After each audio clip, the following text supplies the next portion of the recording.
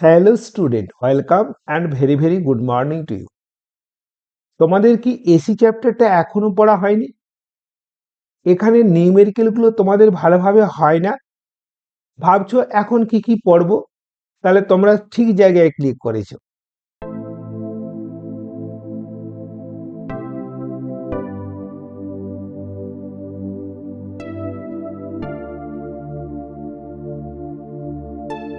আজ তোমাদের এসির সাজেশন বলবো, যে সাজেশনটি তোমাদের কামিং এইচএস এক্সামে খুব কাজে লাগবেই। তাছাড়া তোমাদের আগামী যে নিট মেন অ্যাডভান্সের এক্সাম আছে সেখানে খুব কাজে লাগবে। সাজেশনে যাওয়ার আগে যে সমস্ত করণীয় জিনিস সেগুলো বলবো। নাম্বার ওয়ান, দেখো তোমরা সোশ্যাল মিডিয়া অ্যাকাউন্ট থেকে লগ আউট করে নাও, তাহলে তোমাদের ডিস্ট্রাকশন অনেক কমে যাবে এবং তোমরা ফোকাসড ওয়েতে পড়াশোনা করতে পারবে আর তোমরা তোমাদের নির্দিষ্ট ডেস্টিনেশনে পৌঁছাতে পারবে। বোঝা গেল? নাম্বার টু, দেখো থিওরি আর নিউমেরিক্যাল একসঙ্গে পড়ো। থিওরি প্লাস নিউমেরিক্যাল একসঙ্গে পড়ো। এতে কি সুবিধা বলো তোমাদের?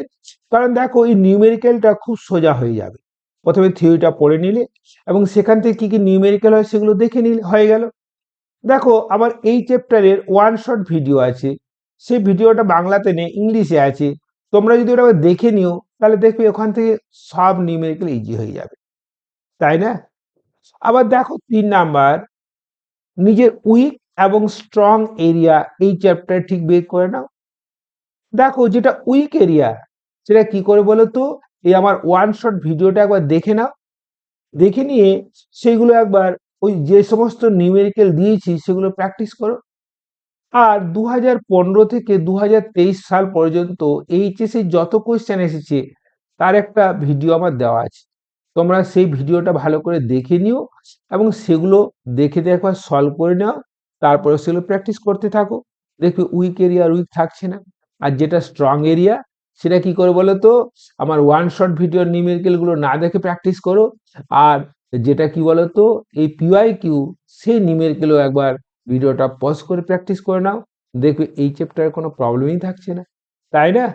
আর 4 নাম্বার কি বলতো, দিনের শেষে তোমরা 5 মিনিট প্লাস 5 মিনিট সময় রেখে নাও।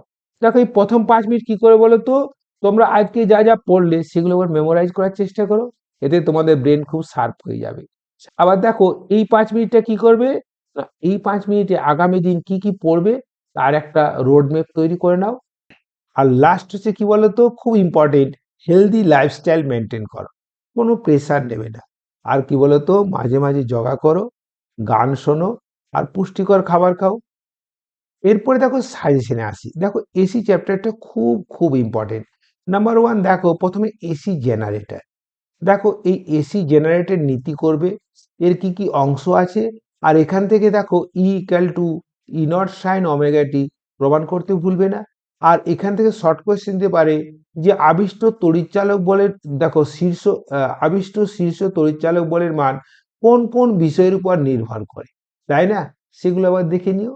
দেখবে রোধযুক্ত বর্তনীতে এসি প্রবাহ এবং এখান থেকে আরএমএস মানের সংজ্ঞা, গড় মানের সংজ্ঞা আর আরএমএস মান দিয়ে অঙ্ক। তোমাকে হয়তো বললো I equals two 3 sign omega T plus কি বলতো 4 কস ওমেগা টি এর আরএমএস মান কত, তাহলে এই অঙ্কগুলো দেখতে ভুলবে না।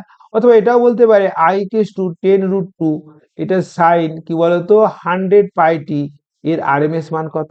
দেখো এরপরে করবে এল যুক্ত বর্তনীতে এসি প্রবাহ কি হয়, I equals to I naught sine কি বলতো ওমেগা টি মাইনাস পাই/2, এটা প্রমাণ করতে ভুলবে না।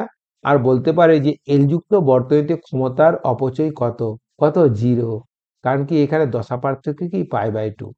আবার তোমাদের শ্রীযুক্ত বর্তনীতে কি বলতো প্রবাহ বের করতে বলতে পারে আই ইকুয়ালস টু কত আই নট সাইন কি বলতো এটা ওমেগা টি প্লাস কি বলতো পাই/2। আবার দেখো এখান থেকে আই আর টি এর লেখচিত্র অঙ্কন করতে বলতে পারে, এখান থেকে আই আর টি এর লেখচিত্র অঙ্কন করতে বলতে পারে, তাই না? এগুলো ভালো করে প্র্যাকটিস করে যেও। আবার দেখো এখান থেকে প্রতিঘাত বের করতে বলতে পারে, এখান থেকে প্রতিঘাত বের করতে বলতে পারে, তাই না? আর দেখো এলসিয়াস শ্রেণী বর্তনী, তাই না? এটা ভালো করে করবে এবং দশা চিত্র দিয়ে করবে, এটা খুব সহজ। আবার দেখো অনুনাদ, অনুনাদের শর্ত এবং এখান থেকে অঙ্ক, তাহলে তো দেখো ওই কম্পাঙ্ক দিয়ে অঙ্ক আসতে পারে, কি বলতো 1/√LC। আবার দেখো তড়িৎ প্রবাহ দিয়ে অঙ্ক আসতে পারে। এরপরে তোমাদের অঙ্ক থাকতে পারে কি বলতো পাওয়ার ফ্যাক্টর cos ফাই কি হয় R/Z। তাহলে এখান থেকে অঙ্ক দিতে পারে, হয়তো বললো যে কোন একটা পাওয়ার ফ্যাক্টর বললো হাফ, এরপরে কম্পাঙ্ক দ্বিগুণ হলে পাওয়ার ফ্যাক্টর কত হবে, তাই না? এগুলো বের করে নিও। তারপরে ক্ষমতা, এখান থেকে অঙ্ক বসতে পারে কি বলতো half I0 V0 cos phi, এখান থেকে অঙ্ক দিতে পারে। আবার প্রমাণটাও দিতে পারে, তাই না? আর কি বলতো কোয়ালিটি ফ্যাক্টর কিউ গুণক, কিউ গুণকের সংজ্ঞা এবং কিউ গুণকের মান কিভাবে বাড়তে পারে এগুলো দেখে নিও। আবার দেখো এলসি অসিলেশন, এটা করতে কখনোই ভুলবে না, কারণ এলসি অসিলেশন খুব খুব ইম্পর্টেন্ট। এই কোশ্চেনগুলো ভালো করে করো। তোমাদের এইচএস তো সুবিধা হবেই, তাছাড়া নিট মেন অ্যাডভান্সে যা যা এমসিকিউ আসবে তোমরা এখান থেকে সব কমন পাবে। ওকে, মেনি মেনি থ্যাঙ্কস।